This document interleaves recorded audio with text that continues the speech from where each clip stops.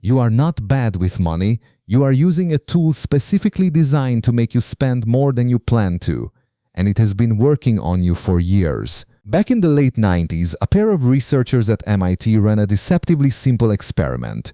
They held an auction for tickets to sold-out sporting events, dividing participants into two groups. One group would pay with cash, the other could pay by credit card.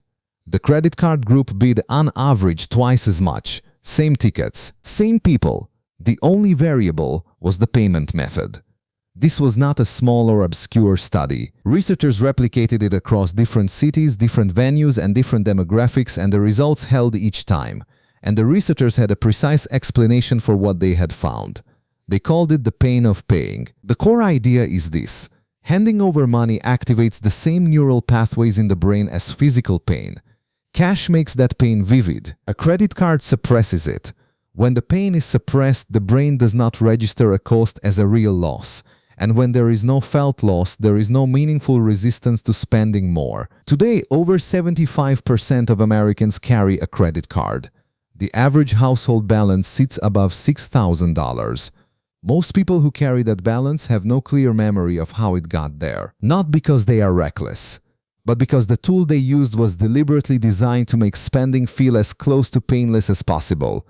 That design is not accidental. It is the product. The concept of paying was formalized by economists Drazen Prilek and Duncan Simister. Their foundational paper dates back more than 2 decades and remains among the most cited works in behavioral economics. Their core observation was simple but profound.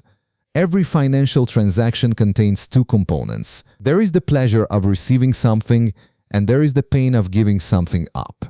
When you pay with cash, both components occur at the same moment. You hand over the bills, you feel the loss. Your brain processes the full transaction together. When you pay with a card, the components are separated in time. You receive the product or the experience today. The cost arrives as an abstract number on a statement weeks later. By then, your brain has already filed the acquisition under pleasure. The payment arrives without a memory of the benefit attached to it. Prilek called this decoupling. The consumption and the cost are no longer linked in your mind. What is not linked in time is not processed as connected. Prilek and Simister also identified something they called the coupling effect. With cash, the act of paying and the act of consuming are experienced as a single event. With a card, they become two separate events with no emotional link between them. The further apart those two events feel, the less financial discipline the consumer exercises. Follow-up studies measure the effect in everyday settings. Customers who paid with a credit card at fast food restaurants spent significantly more per visit than customers who paid with cash. The menu was identical. The customers were comparable, but the payment method changed behavior in a measurable way. Researchers at Carnegie Mellon University went further by placing study participants in an fMRI scanner and showing them products with price tags. The brain regions associated with pain and loss activated strongly when subjects saw prices alongside items they were considering. When the payment became more abstract, those same brain regions went quiet. The pain of paying is not a metaphor. It is a documented neurological response, and credit cards are specifically engineered to minimize it. This is the first mechanism. A second one is also worth examining carefully. Researchers call it salience. When you pay with cash, the transaction is tangible because you handle the bills, see the amount leave your hands, and feel the cost in a direct and physical way. A card tap generates no such moment and leaves no artifact behind. Just a number that changes somewhere in a database. Your brain does not encode this kind of transaction with the same intensity as a cash exchange. Studies have found that card users consistently underestimate their own spending. A survey of American consumers found that cash users estimated their monthly discretionary expenses within roughly 10% of the actual figure. Credit card users underestimated by an average of nearly 30%. You are not imagining it. The math is different, and the gap is systematic. Many people recognize the experience, the card that felt like magic, something that simply worked, and the statement that arrived at the end of the month with a number that genuinely surprised them. That gap between what spending felt like and what it actually cost is not confusion. It is the mechanism working precisely as designed. The effect appears in situations most people would not immediately connect to payment psychology. Consider restaurant tipping. A team of researchers in New York studied tip rates over several months at a series of restaurants. When diners paid by credit card, average tips ran around 15%. When diners paid by cash, tips dropped to closer to 13%. This sounds counterintuitive. Cash users tipped less, not more, but the psychology explains it exactly. When you pay by cash, every dollar carries felt weight, so you make a deliberate calculation. When you pay by card, generosity feels cheaper because the payment already feels less real. Tipping an extra $10 on a card involves no physical act. Tipping that same amount in cash means counting out an extra bill. The spending increase that comes with a card is not always about purchases you regret. Sometimes it is about spending more freely on things you actually value.